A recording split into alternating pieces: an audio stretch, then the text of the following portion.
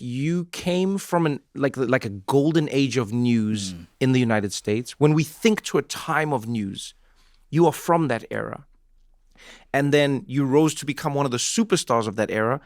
And then I don't want to sound too, pessimistic about it, but I almost feel like you also seen it sort of come to an end in some ways. Oh, yeah, definitely. I think, I think most people might look back on the era of Walter Cronkite. Yes.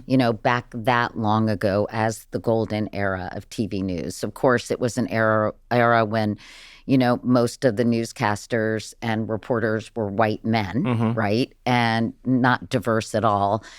But there were just a handful, a very small group of authoritative figures who you went to and you believed. The trusted people. Trusted people. In inverted commas, And it's interesting. I was thinking the other day about Walter Cronkite when he talked about Vietnam, honestly, and talked about how it wasn't a winnable war or whatever he said specifically. And LBJ said, if we've lost Walter Cronkite, we've lost America. Wow. And, I think that I was actually thinking about that because there was a modern day example, which now I can't remember, but these people there was so much trust in these figures. And similarly with a handful of newspapers, with the Washington Post, which I read every morning growing up. Actually, my dad read it and I watched him at the breakfast table. But, that's how part of life it was. It was believed and trusted. And then, of course, you had this evolution. You had 24-hour news networks, you had cable, you had then the bifurcation of liberal cable versus conservative. You had Fox News, Phil That's what you guys have over here. Yeah, we don't have that. Yeah, we don't have it. It's just news is just news. You guys have these kind of people's news and these other people's news. And who is doing the news in South Africa? So in South Africa, there's the South African Broadcasting Corporation, which is similar to the BBC, right? In that it's state-funded. Modeled after the BBC. Yeah, it's modeled after the BBC, and then it's state-funded. People pay a fee, for having a TV. It's like a nominal fee, and that basically goes to funding it and their reporting. Then we have a few independent stations as well, but none of them have a clear ideological bent. No. That would be. I think most people agree that would be crazy. Like Slowly we just like there's not the pro-apartheid network. Oh my goodness, Katie. Can you imagine the pro-apartheid network? Oh my goodness, what a great idea. The PAN? Hi, welcome to PAN. Oh, wow. You are my replacement. Oh, wow. What a fantastic premise. But I do have a question. So is there criticism from the population? Definitely. That feels, or a segment of the population that feels that the news as it's presented in South Africa is biased. Yeah. Absolutely. And how big is the outcry, and what is the response by the publications or the networks? What would you say? Or the network, I guess, singular. So in South Africa, the debate will always be, after democracy, will always be, would a white party rule in South Africa ever again? So there's a party called the Democratic Alliance, which is leadership is white. But obviously, they've always been opposing the ANC, which is majority black. So sometimes news readers and some other news channels would favor stories that the DA are doing. But just because they're in the news, they would look like they're being favored. Right? Does it make sense? Yes. Then the people on Twitter, obviously, because they follow the same politicians and they get to see what they're doing. When the news comes on once a day about that specific politician, it looks like it suits the agenda of the politician. Right. But we were having this discussion the other day. We were saying the newsmakers are now trying to make their own news. If something sells, they'll go with it. If people are talking about it, if they see it on social media, they'll obviously go for it. But if the other party is doing nothing on social media, there's nothing to talk about.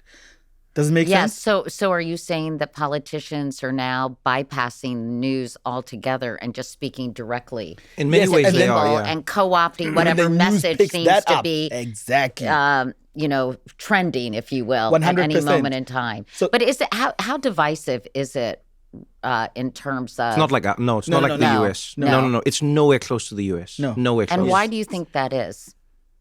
again, I think it's just because Is it leadership? in most countries I've been to, people have some form of criticism for the news, right? So when I'm in England, people complain about the BBC. The BBC will even send out regular sort of polls Questionnaires, and yeah. questionnaires to its audience. Do you feel like we're not covering this enough? Do you feel like we should be covering this more, et cetera, et cetera, et cetera? And people will complain about the BBC in everything. How did they handle the Epstein files and Prince Andrew? And how did they handle Israel-Palestine? And how have they handled... People will complain about that. In most places I've been to, people complain about the news in some way, shape, or form.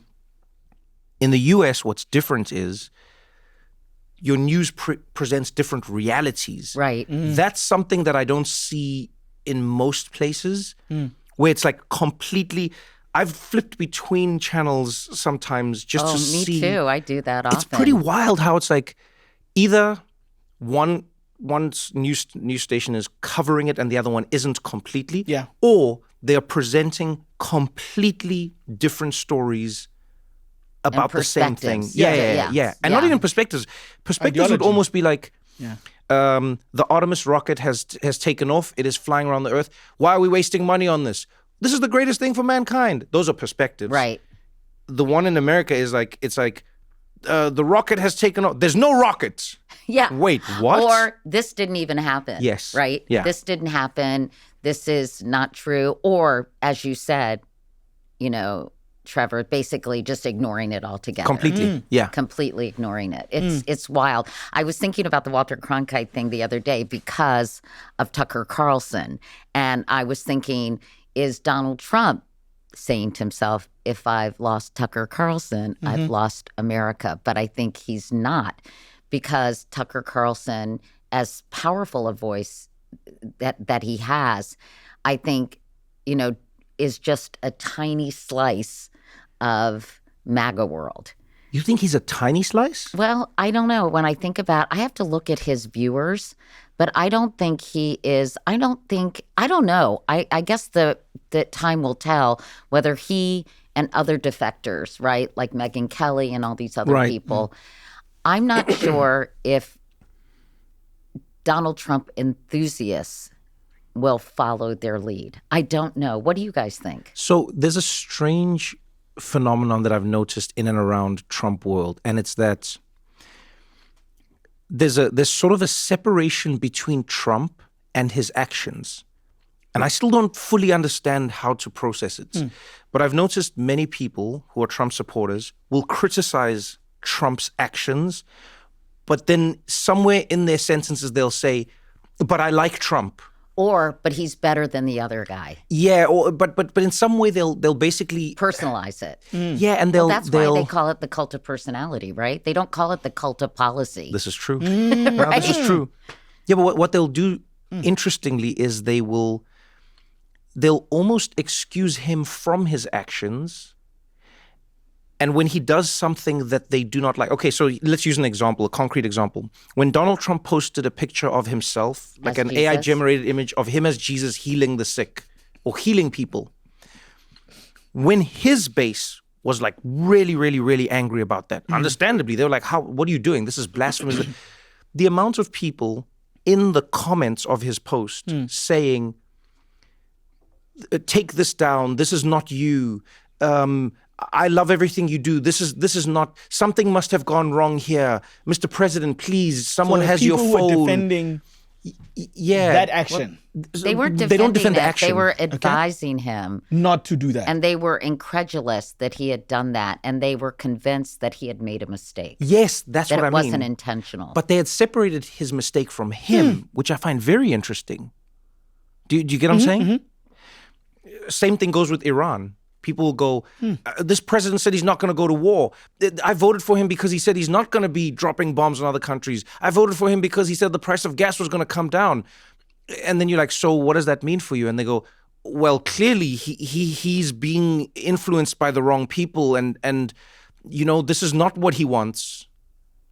I'm like, what? Or they'll say he got rid of a terrible regime and he was the only person who had the balls to do it. Oh, yes, yeah. And we're not going to be in a long, protracted conflict. And what he did I think there's this macho undercurrent too. You know, this display of raw power, Strongman, that people are attracted to as well. And while they may have doubts about the action and are not necessarily thinking about the geopolitical ramifications, there's something about sort of the brute force, the Pete Hegseth, you know, the ethos of the military that the U.S. is once again proving who's in charge. That is, right. I think, very sort of subconsciously or consciously appealing to some of these folks as well. It's definitely that.